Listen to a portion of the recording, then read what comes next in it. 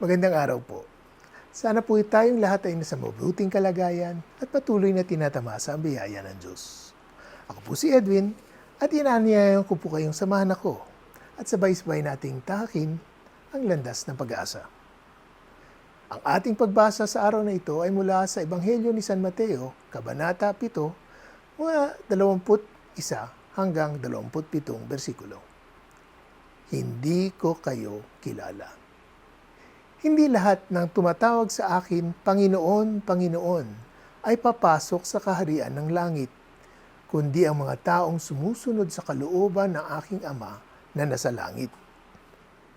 Kaya't ang bawat nakikinig at nagsasagawa ng mga salita kong ito ay maitutulad sa isang taong matalino na nagtayo ng kanyang bahay na ang pundasyon ay bato. Umulan ng malakas, bumaha at binayo ng malakas na hangin ang bahay na iyon. Ngunit hindi nagiba sapagkat nakatayo iyon sa bato. Ang bawat nakikinig ng aking salita, ngunit hindi naman nagsasagawa ng mga ito, ay maitutulad naman sa isang taong hangal na nagtayo ng kanyang bahay sa buhanginan. Umulan ng malakas, bumaha at binayo ng malakas na hangin ang bahay. Ito ay bumagsak at lubusang nawasak. Naikwento ng isang pari na sa kanyang paglalakbay sa Netherlands, napamangha siya sa ganda ng mga istruktura ng mga simbahan doon. Nagtatangaasang kampanaryo at mga detalyeng inukit sa bato ilang siglo na ang nakalipas. Ngunit laking gulat niya, nang pagpasok sa loob, ay hindi na pala simbahan ito, ngunit tindahan na. Anya ng kanilang guide, binenta na daw ang gusali dahil wala nang nagsisimba. At imbis na sirain, iniwan ang fasad ng building. Ngunit nakalulungkot na ang dating lugar kung saan ang altar at kung saan inaalay ang Eucharistia ay ginawang cafeteria na lang. Ganon din ang karanasan ng kaibigan ko sa Londres.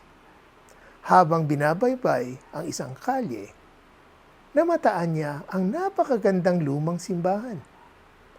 Pagsilip sa loob, imbis na andap ng kandila at nakabibinging katahimikan, ang bumati sa kanya ay ang pitik ng strobe lights at bayo ng electronic dance music. Ang dating simbahan ay ginawang dance club. Naalala ko tuloy ang kwento ng kaibigan naming isang kilalang abogado. Sabi niya sa akin, pag umaasenso na ang isang bansa, hindi na daw kailangan ng Diyos.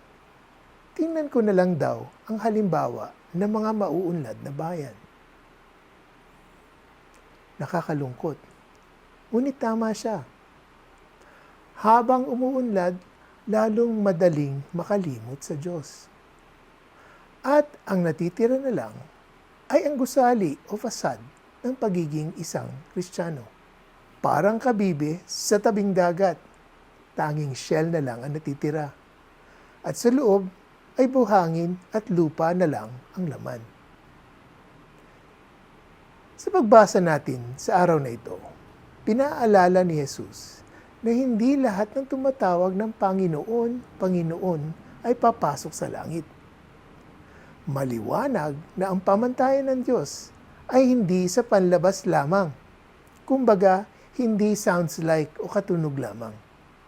Ngunit mas matimbang ang saloobin natin at papaano tayo sumusunod sa kalooban ng Ama.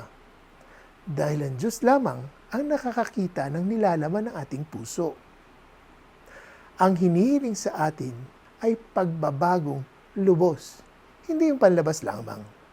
Ito ay upang ang ating kalooban ay nakaayon sa pamamaraan at pag-iisip ng may akda sa atin, ang Poong May Kapal. Ngunit alam natin na hindi ito madali, lalong-lalo na kung sariling lakas lang ang ating sandigan. Sabi nga ng kanta, gusto kong bumait pero di ko magawa. Buti na lang pinakako ni Jesus ng pag-ahon niya sa langit, makakasama natin araw-araw ang banal na Espiritu. Anya, sasamahan niya tayo upang makatulong sa pagtupad ng plano ng Diyos Ama sa bawat isa sa atin. Kaya kaibigan, huwag sana tayo makontento sa panlabas na anyo lamang.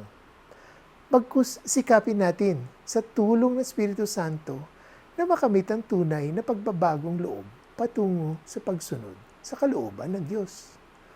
Lalong-lalo na ngayong panahon ng Adbyento. Magandang pagkakataon itong maghanda ng husto upang ang ating mga puso ay maging kaaya-ayang sabsaban na hihigan ng ating tagapagligtas, ang Panginoong Hesukristo.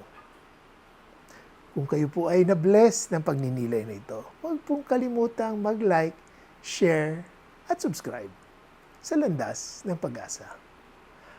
Ako po muli si Edwin. Maraming salamat po sa inyong pakikinig.